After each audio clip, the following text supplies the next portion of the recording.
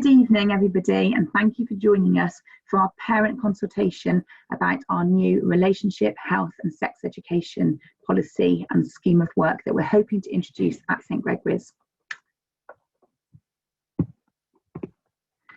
The aims and outcomes of this meeting is really for you to understand why this programme is taking place at our school. The reason for that is because there's been a change of law as of September 2020. And because of COVID, this consultation has been slightly delayed, but we would really like to get on with it so that our children can be learning what they're supposed to learn within their curriculum, particularly those mental health things and things to make them really happy, which is so important at the moment. And so that's why we're getting on with it right now. We'd also like you to really be inspired by the vision of Life to the Full. Life to the Full is the scheme of work that we think best suits our school and is also agreed by the Bishops' Conference as a scheme of work that we can use within our Catholic school. We'd also like you to develop a broad understanding of the content, because there's some decisions that we'd like for you to help us make as a school. And to be able to do that, you'll need to be able to access the programme content a little bit further after this meeting, and we'll give you the links to be able to do that. The other thing is that at the end, we're going to give you an action from this meeting. I'm so sorry it's not all within here.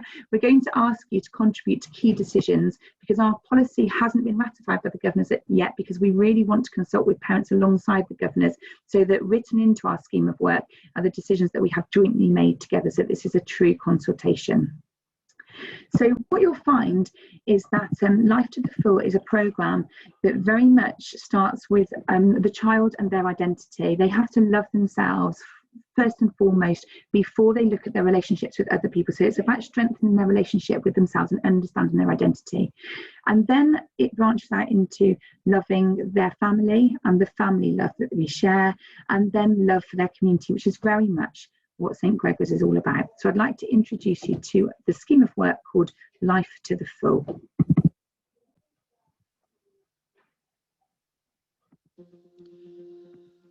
Why do we have families? Why do we have friends? What is it that makes our relationship with others so important throughout our entire lives? As human beings, we have a deep desire in our hearts to love and be loved. It's a longing for intimacy and connection that is part of our very nature and has existed since we were in our mother's womb. This longing remains throughout our childhood, into our teenage years, through to adulthood, and all the way to old age. We have a deep, yearning desire for a love that is infinite and unbroken. Some people call this a God-shaped hole. Others don't have a name for it. They just have the desire. But here's the thing. God also has a deep longing for intimacy and relationship with us. God created us for love. And when we love, when we give and receive the love of our family and friends, and when we love those we find difficult to love, we're accepting our identity as children of God. We are all made in the image and likeness of God. This is a phrase that you're probably already familiar with, but let's just take a moment to think about what it actually means. This famous painting by Andrei Rublev shows a representation of God. God isn't an individual. God is Trinity, a communion of Father, Son, and Holy Spirit. It's a relationship of love. God is love. If we were going to draw a picture of God, it wouldn't look like one person. It would look like a communion of persons. It would look like a family. Families are an amazing work of art that show the face of God's love to the world. God wants families to paint a picture with their lives that will change the world and call all of his children home to him. Pope Benedict said, "The human family is, in a certain sense, the icon of the Trinity because of the love between its members and the fruitfulness of that love." If we complete the image and likeness of God when we are in loving relationships with others, then our bodies are integral to how we do this. In fact, Without our bodies, we wouldn't be able to relate to anyone. We'd be invisible. These are my daughters, Una and Cleona. They are identical twins, but even though they look very similar, their personalities are actually quite different. One might throw herself into anything head first, but the other is a little bit more cautious and sometimes takes her time to test the water. If Una and Cleona didn't have bodies, I wouldn't know them. I wouldn't be able to see them, hear them, touch them, talk to them, enjoy their company, or understand them in any way. They relate to me and I relate to them through their bodies, and because of this I'm able to be in a loving relationship with them and complete the image and likeness of God. I don't know about you, but I have a very ambivalent relationship with my body. Most of the time I look at myself and I wish I was a different size or shape. But St. John Paul II said this: the body, in fact, and only the body, is capable of making visible what is invisible, the spiritual and the divine. Our bodies, as much as we might wish they were different in some way, are invested with a dignity. And how does that happen?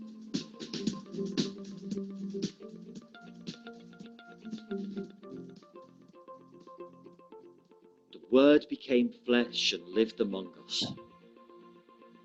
The mystery of God has been revealed to us in human flesh, in the person of Jesus. God became man. God had a body. Making a gift of ourselves to another person and being open to God's creative love. In other words, reflecting the communion of love in the Trinity is no more apparent than in an intimate relationship. Sexual intimacy is part of God's language of love.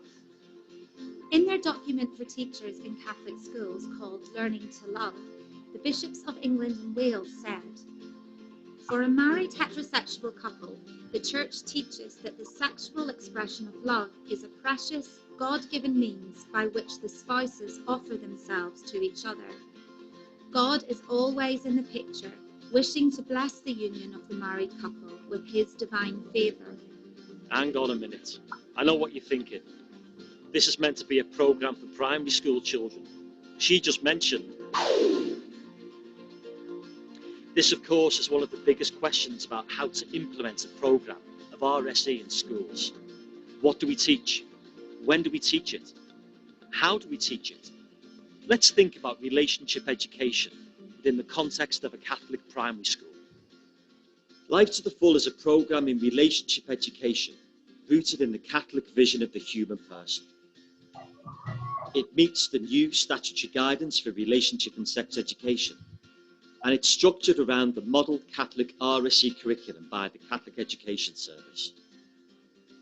It provides guidance on key issues, engaging resources for children, advice and resources for consulting with parents, and training for staff. Relationship education isn't just about puberty lessons in years 5 and 6. In this programme, those lessons are taught within the context of a wider vision of what it means to be human, of an understanding of the body, and how we are all called to love and be loved. The Department of Education describes relationship education as lifelong learning about physical, moral, and emotional development. It is about the understanding of the importance of marriage for family life, stable and loving relationships, respect, love, and care.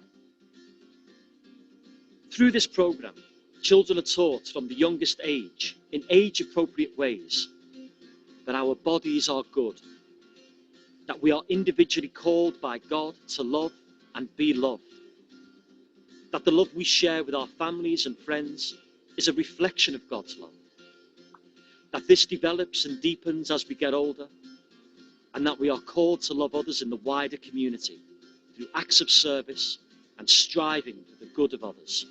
From this foundation, we can confidently teach children about all of the topics on the national curriculum and more, about private parts of the body, about different kinds of family structures, about the dangers of social media, about who they can trust to talk to when they feel at risk, about changing and growing bodies, about pornography, about periods, about where babies come from, and falling in love and physical intimacy. In the creation of this programme, it's been really important to us and those we've consulted with that it's inclusive of all children and their families. Pope Francis said, "I thank God that many families, which are far from considering themselves perfect, live in love, fulfill their calling, and keep moving forward, even if they fall many times along the way. There's no stereotype of the ideal family, but rather a challenging mosaic made up of many different realities with all their joys, hopes, and problems." And in learning to love, the bishop said, "What of those who aren't called to marriage?" We take this opportunity to say that our Catholic schools should always be places where all young people can begin to discern how God is calling them to true happiness. Crucially, this programme is designed to work in partnership with parents. One of the most fundamental aspects of any Catholic relationship education programme is the importance of including parents in the planning and decision making. The core principle of Catholic RSE is that sex education is the basic right and duty of parents. By sending their children to a Catholic school, parents are entrusting that school with a serious and privileged responsibility to cooperate in the education of their children. And this includes, at the discretion of parents, sex and relationship education.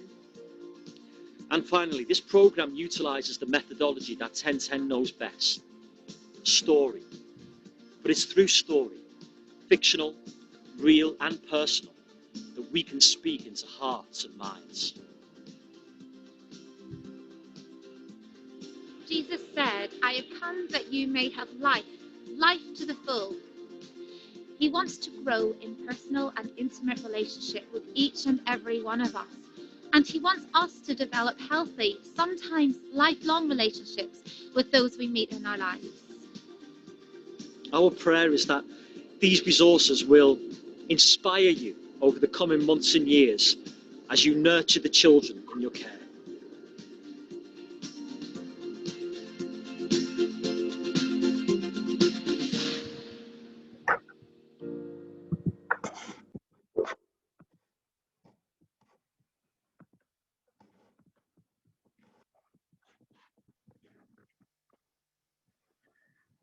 Okay, so we're now going to have a little look at the structure of the programme and how this will look at St. Gregory's.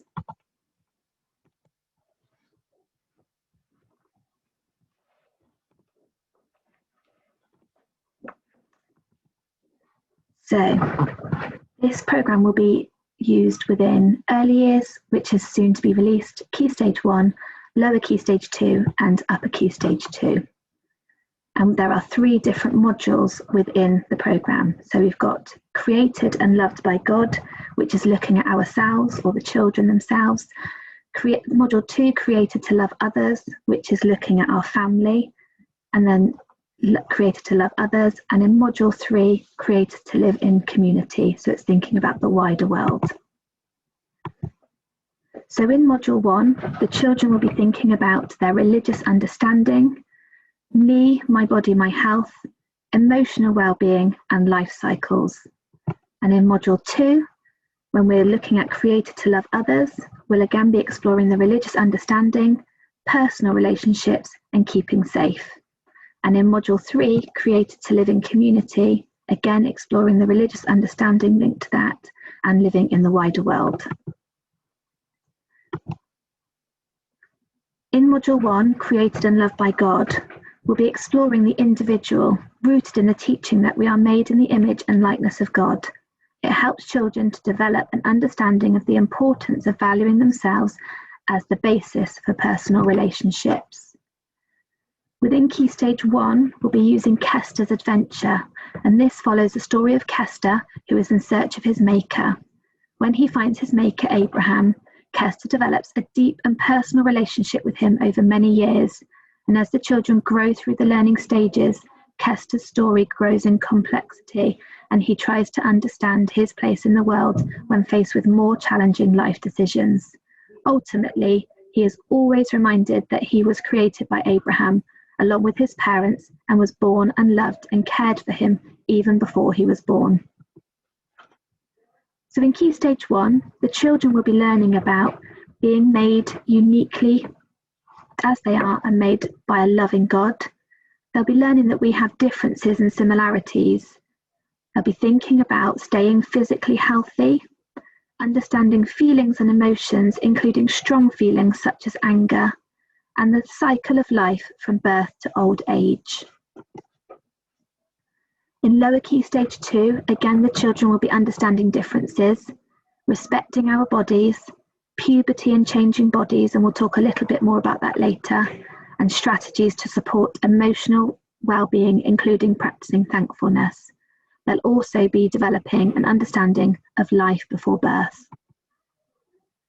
So in upper Key Stage 2, the children will be thinking about the appreciation of physical and emotional differences, having a more complex understanding of physical changes in girls' and boys' bodies, about body image, about strong emotional relationships, the impact of the internet and social media on emotional well-being, a more nuanced and scientific understanding of life in the womb and how babies are made, and menstruation. In Key Stage 2, the children will use, in Key Stage 1 it's Kester's journey, Kester's adventures, and in Key Stage 2 it's Paradise Street. And it's a drama series which follows the story of 4 friends, Finn, Layla, Marcus and Sean, who have different personal and social experiences related to growing up and puberty. Each episode lasts about 10 minutes and is followed by a teacher-led discussion with the pupils. They'll be thinking about delving deeper, in which 2 presenters explore the issues in the drama and provide some teaching for pupils, which also acts as guidance and support for teachers. Each concludes with a time of personal writing in a module workbook, which will help the children to digest and personalise the teaching. So let's move on to Module 2, Created to Love Others. Here, the children explore individual relationships with others, building on the understanding that we have been created out of love and for love. This module explores how we take this calling into our family, friendships and relationships, and teaches strategies for developing healthy relationships and keeping safe. Gospel stories. At the start of each learning stage, we begin with a series of story sessions based on a key gospel story, which provides the religious foundation for the teaching that we will follow. For example, through an imaginative retelling of the prodigal son, children deepen their understanding of the concept of sin and the importance of forgiveness in relationships. In Key Stage 1, children will be in the unit Personal Relationships.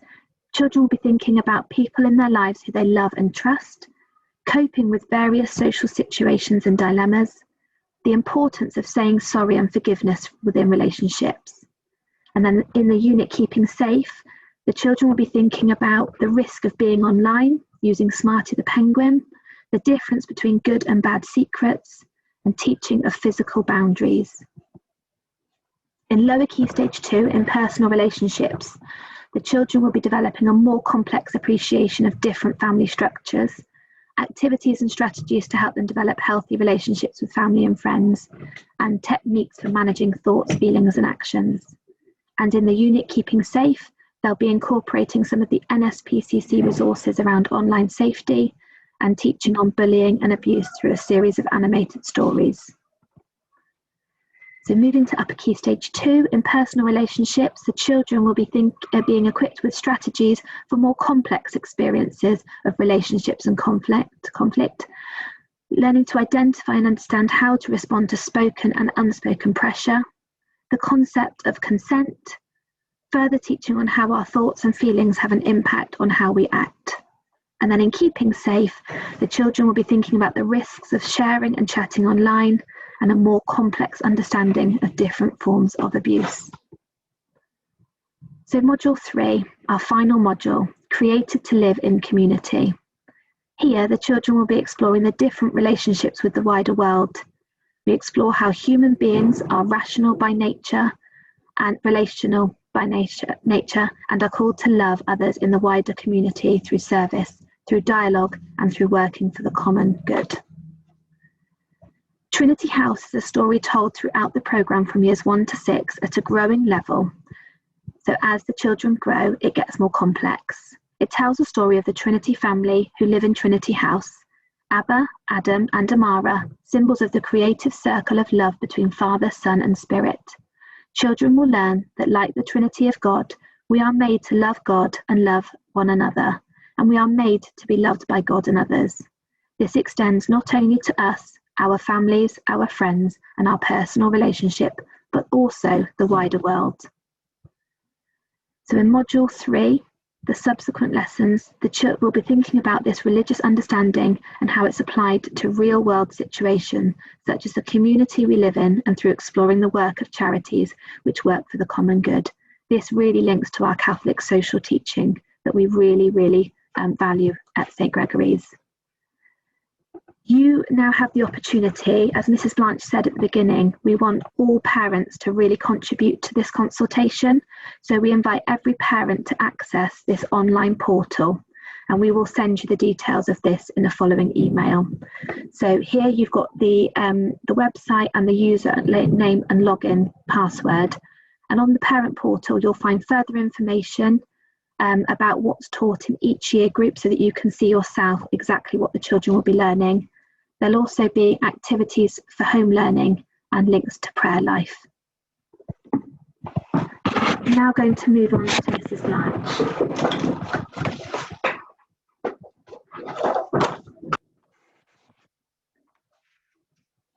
So with the new law that's coming this year, and one of the biggest changes is the opportunity for parents to opt their children out of relationship, health and sex education.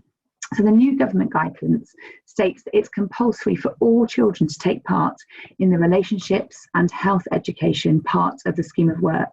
However, children can be taken out of sex education lessons. Now, that means that children need to be, and the guidance states that it's compulsory for them to be in pretty much all of the lessons within this scheme of work.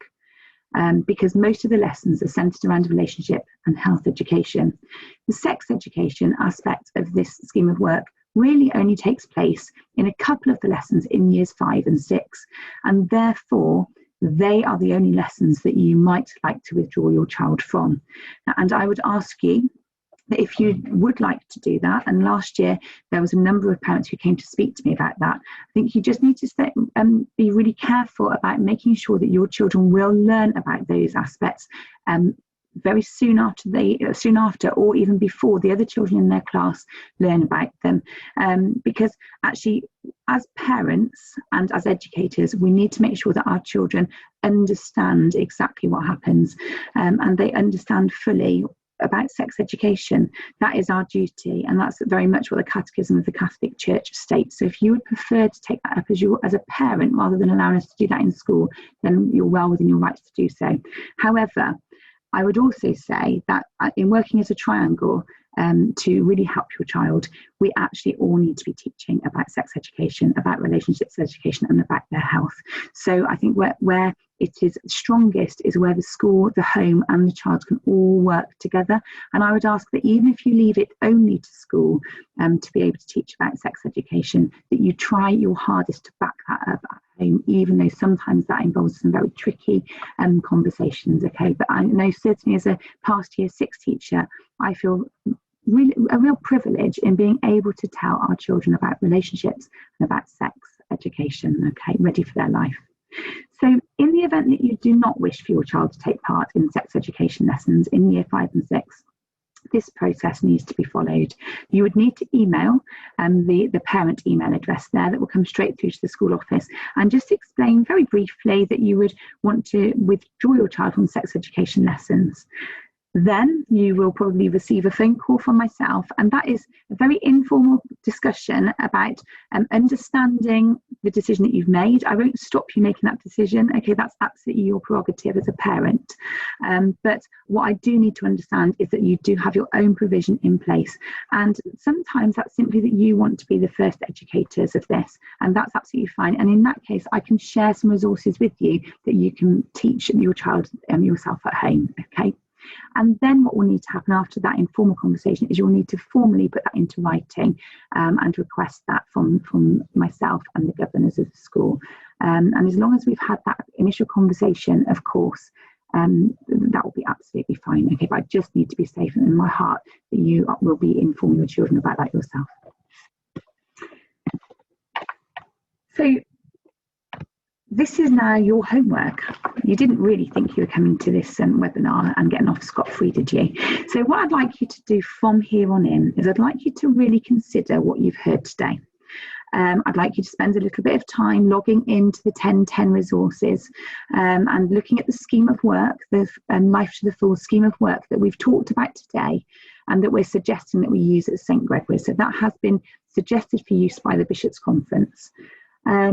I'd like you to have a think about what you like and what you dislike about the scheme of work and perhaps why. I'd be really interested to know what you think.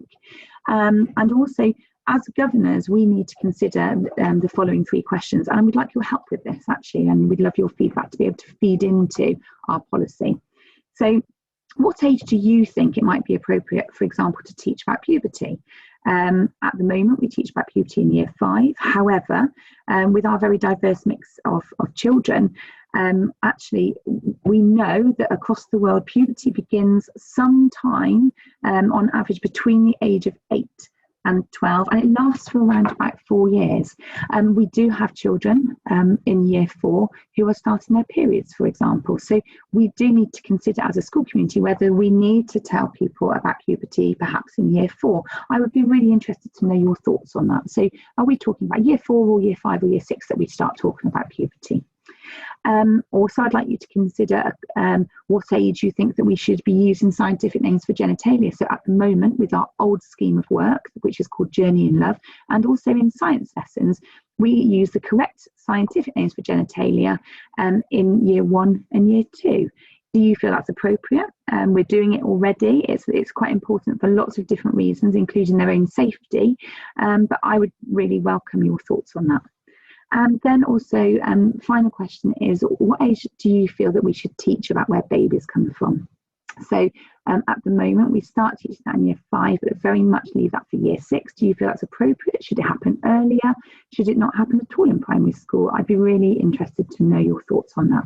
So what I would ask, please, is that you do this little bit of homework on behalf of the school and email us your feedback to the parent at email so that it comes straight through to us as usual. And that's by Friday. So you've just got a couple of evenings to do that. And then what we'll be doing is we'll be taking all of those views and comments to the governing board meeting, which is in October, before we firm up our policy and hopefully ratify that. We are a little bit against the clock because we feel really strongly that our children have already missed out on a huge amount of education this year. And we didn't feel it was very kind to send home our relationship and sex education lessons for you to do remotely in the summer. Obviously, we're kind like that at St Gregory's. But we do feel that we need to get on with this. And although the government have said that we don't need to press on with this until next summer, because they've given us that leeway because of the COVID situation, actually, we've got things in place. We would really like to take your thoughts into consideration and get on with the job in hand, really, because there's so much of this which is about relationships, which is re-socialising our children. There's also so much of this about health education. And of course, that's been really tricky through lockdown. And we can't say that we're out of the woods yet with COVID. So we would like to get on with this so that we can start with the scheme of work and the children can really get the best out of it. So if you could do that for me, I would really, really appreciate it. Thank you. And I just want to say thank you very much for listening. And we'll be back soon with some more parent webinars. And I hope you're all well. Thank you ever so much for your time this evening.